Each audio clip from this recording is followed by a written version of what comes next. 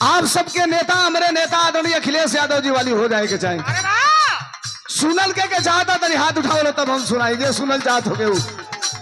बहुत धन्यवाद, thank you.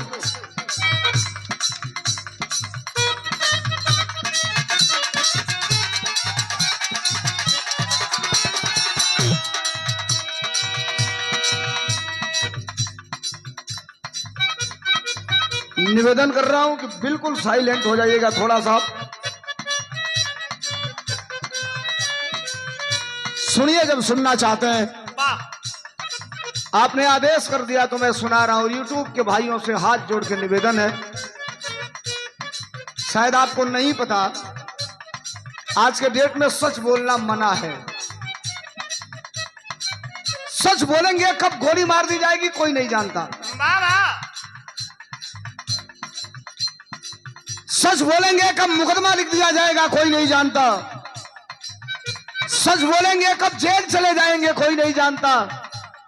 इस परिस्थितियों में भी रात को चाहे 10 बजता हो, 11 बजता हो, 12 बजता हो, जहां जाता हूं 1000, 2000, 5000, 10,000, 20,000, 50,000 की भीड़ होती है और उस 50,000 की भीड़ में 10,000 लोग खड़ा होते हैं और कहते हैं कि पहले 2 लाइन वो सुना दीजिए। तब आपके समस्याओं को अपने गाने में इंक्लूड करके मैं नहीं देखता कि मैं कहां आया हूं। जब आपका आदेश होता है आपके समस्याओं को अपने गाने में इंक्लूड कर और रात को चाहे 12 बजे जब आप आदेश करते हैं तो सरकार के सामने खड़ा होकर समाजवादी इनकलाब पैदा करके अखिलेश यादव जिंदाबाद करने का काम करता हूं। ये आपके आशीर्वाद के बदौलत।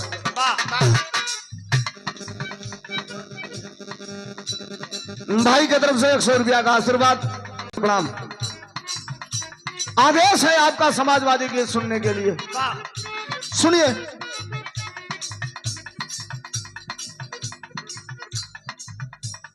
सरकार 10 मार्च सन 2022 को उत्तर प्रदेश के चुनाव का रिजल्ट आ रहा था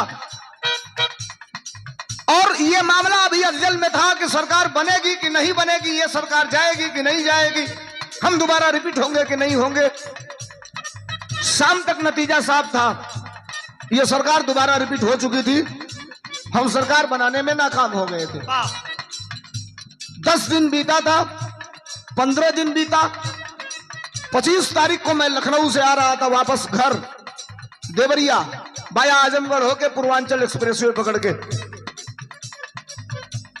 रास्ते में कुछ मित्र लोग थे, रुकवा दिए, चाय पी रहा था। कुछ पत्रकारों ने कहा सोलंकी भाई बड़ा मेहनत हुआ, नतीजा पक्ष में नहीं आया, अब क्या इरादा है? हमने कहा किससे पूछ रहे हैं? तो कहे आपसे। हमने कहा खौफ नहीं जिसे मुरझाने का, खौफ नहीं, खौफ नहीं जिसे मुरझाने का, मैं उस फूल के साथ खड़ा हूं, चाहे दौड़ कोई भी आए, मैं अखिलेश के साथ खड़ा हूं और कल भी खुल के साथ खड़ा था, आज भी खुल के साथ खड़ा हूं।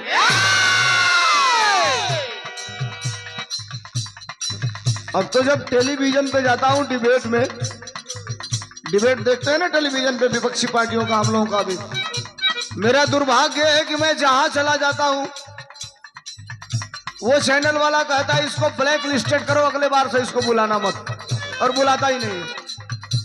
एक जगह गया, देश की बड़ी पत्रकार ने पूछा कि आप गाना गाते हो अखिलेश यादव का, अखिलेश यादव के बारे में गाना गा के बताओ, कौन है अखिलेश यादव? हमने कहा कौन कह रहे हो? कहा गीत के माध्यम से बताओ। हमने कहा सुन। गाया हमने, क्या गाया?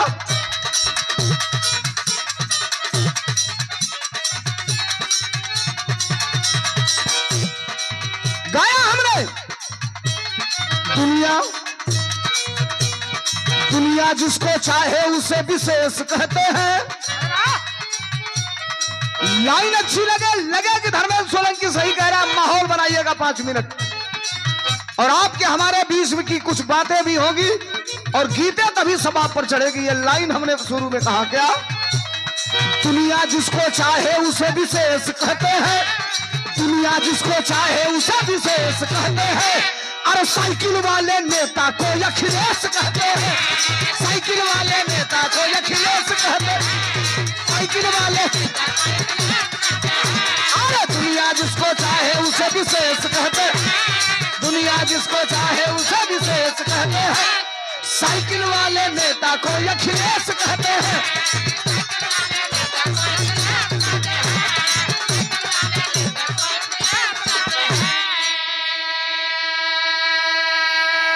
सिर्फ दो दो लाइन, दो तीन गीत, बिरहा भी आपको सुनाना है, अच्छी बात भी आपको करनी है। आज जितने लोग बैठे हैं, एक सवाल आपके बीच में रख रहा हूं, ईमानदारी से हाथ जोड़ रहा हूं, बोलिएगा जरूर। आप नहीं बोलेंगे हो जाएगी गड़बड़, नहीं बोलेंगे हो जाएगा गड़बड़। मीडिया पर मैं जो बोलता हूं एविडेंस के साथ बोलता हूं साहब, प्रूफ ना रहे, प्रमाण ना रहे तो बोल पाएंगे क्या आप? 5 मिनट बोलिए, 8वें मिनट में बुलडोजर आपके दरवाजे पर लेखपाल के साथ पहुंच जा रहा है, लेखपाल के साथ। झूठाऊ कहता ना सकी तार बारजवा आई बंजर में पड़ा था, झूठो घर दुआर तार सब पुस्तैनी जमीनी में बा, तब वो कहता ना सा आई बारजवा तार बंजर में बा। अबे तू भगला कोट वोट अपन ले आकर नोटरी बयान हल्फी बनवाओ तो ले तूर तार के खत्म कर जा। ये कंडीशन है साहब। रखिए कलेजे पर हाथ, बुलाए है बिरहा सुनने के लिए तो बिरहा 2 मिनट के बाद सुनाऊंगा। बिरहा भी जो सुनाऊंगा आपके बीच में एक अनोखी बिरहा सुनाऊंगा, सुनिएगा। लेकिन एक लाइन मेरे सवाल का जवाब दे दीजिए। 2012 से लेकर 2017 तक उत्तर प्रदेश में अखिलेश यादव की सरकार थी। जरा कलेजे पर हाथ रखिए, अब बोलिएगा सब लोग, अखिलेश यादव की सरकार में यूरिया खाद बोरा में को किलो मिलत रहे? 70% लोग ना बोली। गड़बड़ी यही है कि आप बोलते नहीं हैं, हम आपको समझाने में नाकाम हो जाते हैं और वो आपको बहकाने में सफल हो जाते हैं। को किलो मिला यूरिया खाद अखिलेश यादव की सरकार में? 50 किलो। अयोब को किलो मिला था के 45 बोला लो।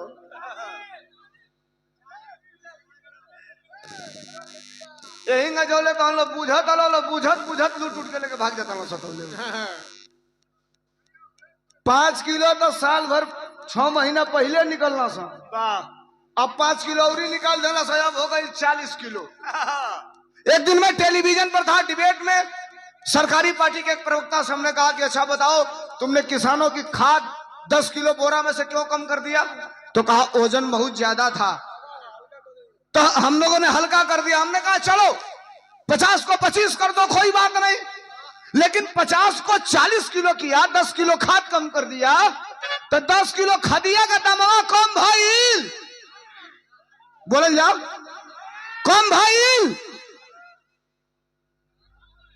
अब वो कई गो हमारों में कबाना सा, हमनों में का कई गो ऐसा माना सा, जाके हम कहता नहीं है भैया महंगाई बढ़ गई, तो कहता हूँ सर ओसे का करे 5 किलो गेहूं मिला था ना, वही में फिट बने जा बाज ही जाता ना सर। समझेगा कौन है ना? समझिए, आपकी चुनौती है, आपकी जिम्मेदारी है।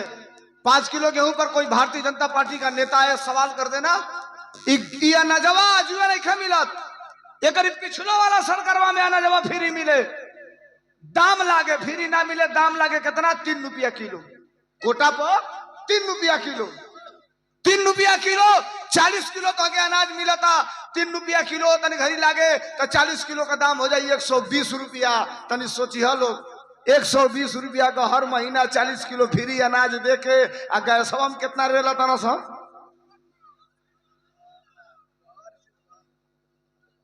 इतना टप्पा के चुतिया बनल हो भैया, हमारे रुपया लेके हमारी के कहना सा कि सब्सिडी दिया 350 का रहे, हमारी से कहना सा कि कैसवा का सब्सिडी दिया 1000 लेके आवता, सब्सिडी खत्म हो जाता। बोलो लोग आवता खुश वाला लोग ना। सवाल ये नहीं है साहब, सवाल ये नहीं है साहब। सुनिए, एक लाइन सुना रहा हूं, जितनी बड़ी बात कह दे रहा हूं शायद 15 दिन आप ढूंढेंगे, ये पॉइंट आपको नहीं मिलेगा। मेरा नाम धर्मेंद्र सोलंकी है। सुबह होगा नौजवानों, यूट्यूब पर मेरा नंबर है, फोन कर लेना मुझको। मैं बिरहा गा के रात में चला जाऊंगा, आप अपने घर जाइएगा। यहाँ पढ़े लिखे जिम्मेदार लोग बैठे हैं। सुबह होगा, आप अपने लेखपाल को फोन करिएगा और पूछिएगा, आपका लेखपाल बताएगा आपके खेतों की सरकार ने ड्रोन कैमरे से पैमाइश करा लिया है। शायद आपको जानकारी है कि नहीं जानकारी है। आप जितने लोग बैठे हैं सबके खेतों को सरकार ने ड्रोन कैमरे से पैमाइश करा लिया है। अब एमे कई जानी कही लो से काले हो जाएगा पैमाइश से, तो आधा मिनट सुन लीजिए ना, मैं समझा दे रहा हूं। वही तो मैं बताने के लिए आया हूं। बिरहा सुनिएगा, पार्टी का गाना सुनिएगा, सब सुनाएंगे, ये बताना जरूरी है। 3 महीने बाद, जिस दिन आज बिरहा गा रहा हूं ना, करेक्ट आज के 3 महीने के बाद ये तय होगा इस देश में कि ब्रह्मभोज में, शादी में, तिलक में फिर कभी आप टेंट लगाकर, ये मंच लगाकर, ये लाउड स्पीकर लगाकर फिर धर्मेंद्र सोलंकी से गाना गवा पाएंगे कि नहीं गवा पाएंगे, ये आज के 3 महीने बाद तय होगा। आप चाहेंगे तो भी नहीं हो सकता है।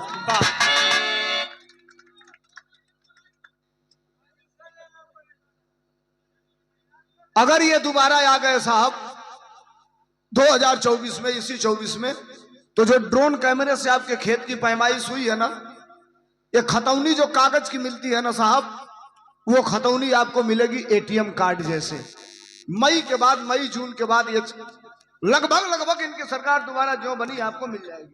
वाह, हर चीज डिजिटल हो रहा है। और एटीएम कार्ड जैसे खतौनी का मतलब क्या हुआ? जब आप किसान क्रेडिट लोन लेने जाएंगे, केसीसी, मैनेजर कहेगा खतौनी दीजिए, आप एटीएम कार्ड निकालेंगे, वो मशीन में डालेगा, कंप्यूटर के स्क्रीन पे आपका पूरा रकबा आ जाएगा, रकबा के हिसाब से आपको केसीसी लोन दे देगा वो। अब आप कहेंगे कि वो भी लोन देगा, ये भी मैनेजर लोन दे रहा है। अंतर समझिए, जब तक इस सरकार के दूसरे कार्यकाल में, तीसरे कार्यकाल में आप लोन लेंगे मई के बाद, तब तक एक बैंक छोड़कर भारत का सारा बैंक प्राइवेट हो गया होगा। 40% तो अभी प्राइवेट हो गए हैं, 50% सारा बैंक प्राइवेट हो जाएगा। लोन आपको मैनेजर दे देगा, किस्त बन जाएगी। इतनी घड़ी तो धाने के सीजन का केसीसी गेहूं के सीजन में देता ला लोग, गेहूं के सीजन का केसीसी धाने के सीजन में देता ला लोग। और उतनी घड़ी अगर एको किस्तियां ना जमा भइल तो ट्रैक्टर खेते में जाई। केकर होई ट्रैक्टर? अडानी का, अंबानी का। ड्राइवर किसका होगा? बैंक का। जितना रुपया ले रहे लोग, वही के हिसाब से कितना खेत आवता, ट्रैक्टर और लगा के जोत ले, बात हो गई खत्म। समझिए साहब कितनी बड़ी ये साजिश है हमारे और आपके बीच में। बिरहा गा के आ रहा था सोनभद्र से बनारस, रास्ते में नौजवान मिल गए, कहे भैया एगो नया गाना गा दो। हमको नहीं कवन गाना, रोज नया गाना गाइला, तो कहना से और नया गावो। हमको नहीं कवन गाना, तो कहना से नया नौकरी आई 4 साल वाली, गा दिया। अजो गाया, एक ही दिन में 3 जिले से नोटिस। ये क्या गलत है?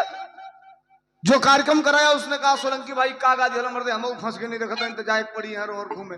हमको नहीं कहा भैया, तो नोटिस आ गया। हमने कहा वीडियो भेजो, वीडियो भेजा। हम तो यही गाए थे। क्या गाए थे मास्टर? अरे कोई नहीं जाना था भैया।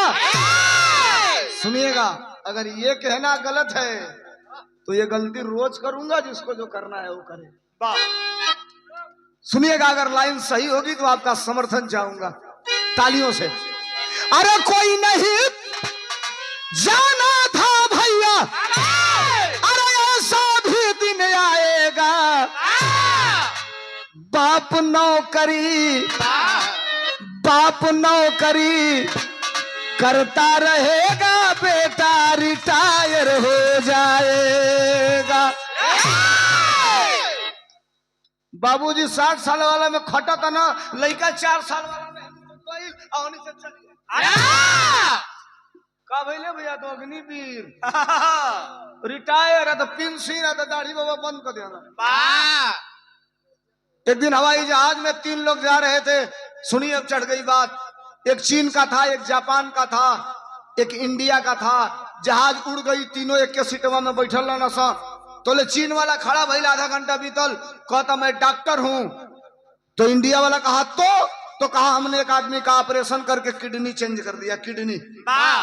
तो कहा ये कौन बड़ी बात है यार, डॉक्टर हो किडनी चेंज कर दिए। कलस ना, जो चेंज किया टाका लगाया, उसके 5 मिनट के बाद वो खड़ा होकर काम धंधा ढूंढना चालू कर दिया। इंडिया वाला कलस सारे फेंका था, लेकिन हमारो वाला से ढेर फेंका था। कहता जो टाका लगाया तो ले 5 मिनट में काम धंधा ढूंढना चालू कर दिया। अच्छा आधा घंटा बीतल तो ले जापान वाला खड़ा हुआ, कहा मैं भी डॉक्टर हूं। तो इंडिया लगा तो कहा हमने एक आदमी का ऑपरेशन करके लीवर चेंज कर दिया। कहा तो कहा हमने जो उसका टाका लगाया उसके 4 मिनट के बाद खड़ा होकर काम धंधा ढूंढना चालू कर दिया। इंडिया वाला उठ गई, जाजिया में लड़कियां ना रही सर, एयर होस्टेड जो ना चाय दिल्ली सर। तो आइल तो कहा मैडम एक्सक्यूज मी, वो बोली यस। तो कल से में फाटक कहा हमार खिड़की, वो तो बोलो रूम बैठल बनी।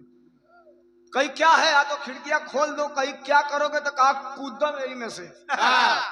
तो कलश कूदोगे तो मर जाओगे, हड्डी का भी पता नहीं लगेगा। कलश आप मुआले चाहता नहीं। कलश क्यों? तो कहता क्यों कह रही हो, हैदू को गप्पी का सारे करीब बहन की एगो हमारी बगलिया में बैठल वहां से। एगो कहता हमने किडनी चेंज किया तो 5 मिनट में काम धंधा ढूंढा, एगो कहता हमने लीवर चेंज किया तो काम धंधा ढूंढा। कलश देखो वीडियो रिकॉर्डिंग चल रही है जहाज में, अभी उतरोगे पकड़ लिए जाओगे, चुपचाप जाके बैठो, उतर के घर चले जाना। अब मजबूरी बेचारा का जाके बैठल, ही दोनों रेलले हम से। एगो कहता किडनी चेंज किया तो काम धंधा ढूंढा, एगो कहता लीवर चेंज किया तो काम धंधा ढूंढा। देहात को रहे वाला शुद्ध रही तो करा कहाँ रोकाता। खड़ा भइल 5 मिनट के बाद कहला चुप रहो, दिमाग खराब है। हम इंडिया वालों से ज्यादा होशियार तुम ही लोग बन रहे हो। तुमने किडनी चेंज किया तो काम धंधा ढूंढा, और तुमने लीवर चेंज किया तो काम धंधा ढूंढा। हम लोग तुम लोग से पूर्वक हैं का? अरे हम लोगों ने इंडिया में न किडनी चेंज किया, न लीवर चेंज किया। हम लोगों ने इंडिया में सिर्फ एक आदमी चेंज किया। बुझा लो, हम नाम नहीं लेते उनका, जो नाम ले एक मुकदमा हच दे लेते ही नहीं हम। कहा हम लोगों ने इंडिया में केवल एक आदमी चेंज किया, और जिस दिन से चेंज किया पूरा इंडिया काम धंधा ढूंढना चालू कर दिया। पूरा इंडिया काम धंधा ढूंढ रहा। बहुत होशियार मत बनो, तुम लोग से ज्यादा होशियार हम लोग हैं। अब अकुल का बुझाइल के सल्फास खा के मोबाइल हमने कई सारे हमने से 20 निकल गई। बात कभी कभी गड़बड़ हो जाती है। एक गीत, जिस गीत ने रातों रात मुझे इंटरनेशनल बना दिया था, देश और दुनिया में लोगों ने सुना। उत्तर प्रदेश के डिप्टी सीएम ने बैठ के कहा था इस कलाकार पे मुकदमा दर्ज होना चाहिए। नेपाल के सभी एफएम चैनल वालों ने चलाया। हिंदुस्तान नहीं, Bangkok, Thailand, Fiji, Mauritius, Australia जैसे देशों में, अमेरिका जैसे देशों में बजा। आपके घर घर में बाजल गौले रानी। का गौले रानी मास्टर?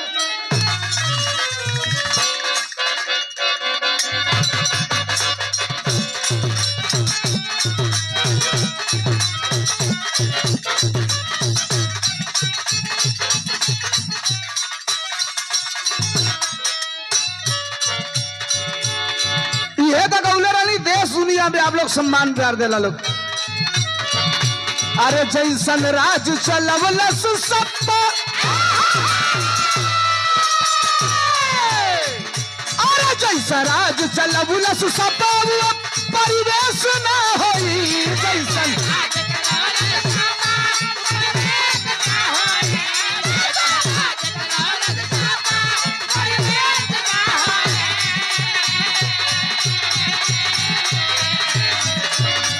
लाइन बढ़िया लगी कि धर्मेंद्र सोलंकी सही कह रहे हैं, तो अगली लाइन पे तालियां चाहूंगा। मेरे लिए नहीं, हमारे नेता आदरणीय अखिलेश यादव के लिए। अगर लाइन सही लगे तब का मास्टर? अरे जैसा राज चलवलस सब परिवेश न होई। तन नेता के तनो केहू पानी लेकिन अखिलेश ना हो, नेता के तनो केहू अखिलेश ना हो, नेता के तनो